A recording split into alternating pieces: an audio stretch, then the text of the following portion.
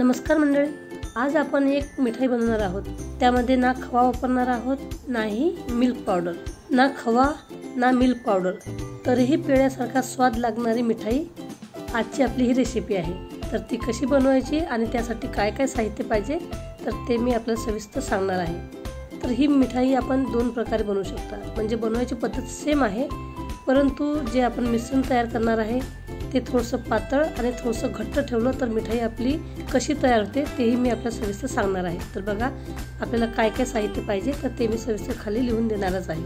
ही बर्फी तयार करायला आपल्याला 1 वाटी बेसन पीठ, 1 वाटी साजूक तूप, 1 वाटी ओल्या नारळाचा चव, 1 वाटी दूध, 2.5 वाट्या साखर, तर तुम्ही 2 वाट्या सुद्धा घेऊ शकता।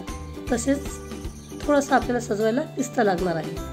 एवढ्याशा साहित्यामध्ये आपण पेढ्यासारखी चवीची आज बर्फी तयार करणार आहोत। तर सर्वप्रथम आपण कढई ठेवलेली आहे, मोठंच भांडं घ्यायचं, त्यामध्ये तूप टाकलेलं आहे आणि बेसन पीठ टाकलेलं आहे।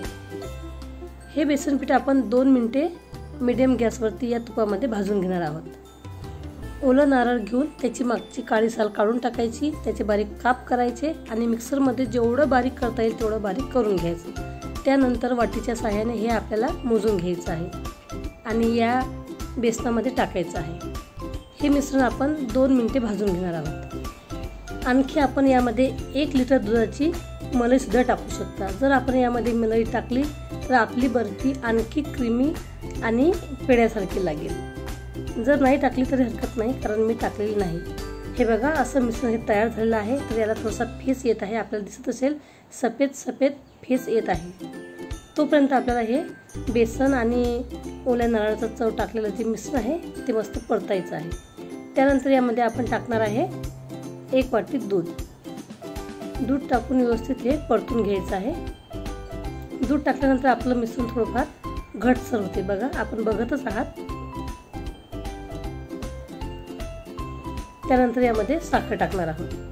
तर जर आपल्याला गोड आवडत असेल तर 2.5 वाटी साखर घ्यायची आहे, जर कमी गोड पाहिजे असेल तर 2 वाटे घ्यायचं आहे। जे साहित्य सांगितलं आहे ते एकदम परफेक्ट आहे। तर या साहित्यामध्ये आपली बर्फी एकदम पेढ्यासारखी होणार आहे। जर तुम्ही कुणाला ही बर्फी खायला दिली तर कुणीही ओळखू शकणार नाही की ही बर्फी कशाची बनवलेली आहे। तर अशी ही चविष्ट रेसिपी आहे, स्वादिष्ट रेसिपी आहे। आणि आता नवीन वर्ष जवळ येत आहे, तर नवीन वर्षाच्या स्वागतासाठी आपण ही बर्फी करू शकता, कारण कमी खर्चामध्ये, कमी साहित्यामध्ये आणि कमी वेळामध्ये ही बर्फी आपण करू शकता। मात्र ही बर्फी बनवताना आपल्याला एका गोष्टीची काळजी घ्यायची आहे, ती म्हणजे आपल्याला हे मिश्रण सारखं परतत ठेवायचं आहे, सारखं याला हलवायचं आहे। कारण बघा आपलं मिश्रण आता घट्टसर जाडसर होत आहे, तर ते नेहमी परतणं आवश्यक आहे, नाहीतर ते बुडाला लागू शकते, आपल्या बर्फीचा कलर चेंज होऊ शकते, चवीमध्येही फरक पडू शकते। त्याच्यामुळे आपल्याला हे मिश्रण सारखं ढवळत ठेवायचं आहे। तर लगभग आता आपलं मिश्रण तयार होत आलेलं आहे। एक ताट घ्यायचं, त्याला आधीच तूप लावून ठेवायचं आणि मिश्रण तयार कसं झालं हे बघायचं, म्हणजे मिश्रण आपलं कढईला चिपकत नाही, म्हणजे आपण त्याची बर्फी तयार करू शकतो। तर ही एक प्रकारची बर्फी आपण करू शकतो। ही बर्फी थोडीशी चवीला नरम लागते।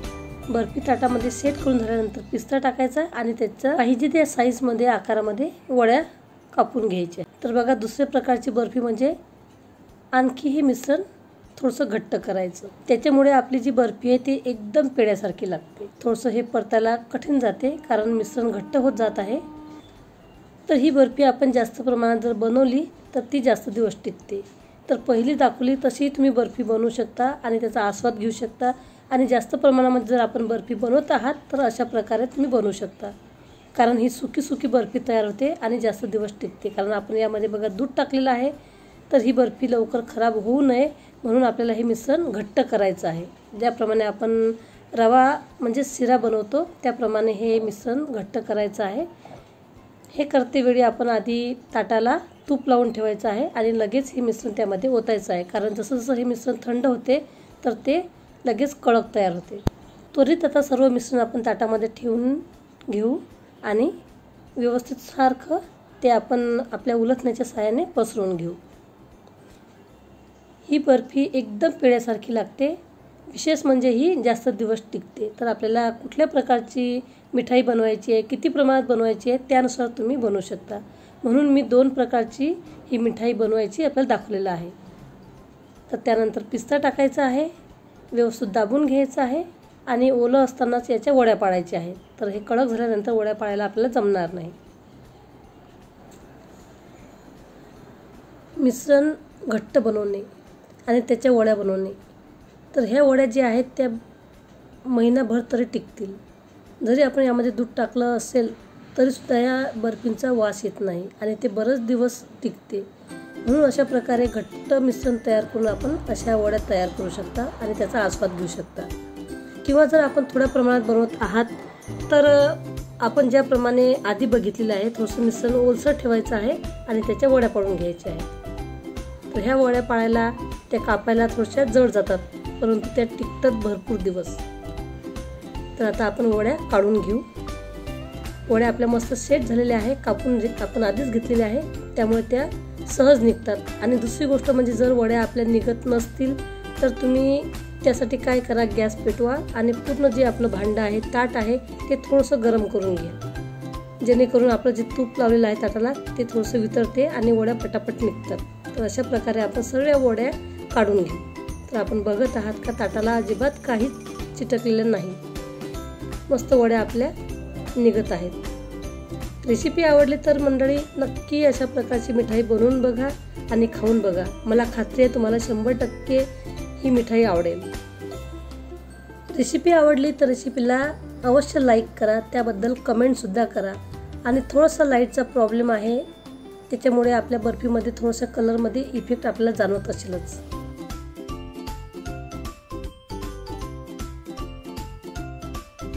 अशाच प्रकारच्या नवनवीन आणि पारंपरिक रेसिपीसाठी विदर्भ स्पेशल पाककला आणि संस्कृती या चॅनलला सबस्क्राईब करा. त्याचबरोबर बाजूला घंटीचं बटन असते त्याच्यावर देखील क्लिक करा, जेणेकरून मी जेही व्हिडिओ अपलोड करेल त्याची नोटिफिकेशन, त्याची माहिती तुम्हाला त्वरित कळेल. म्हणजे तुम्ही येणारे व्हिडिओ माझे लगेच तुम्ही बघू शकाल.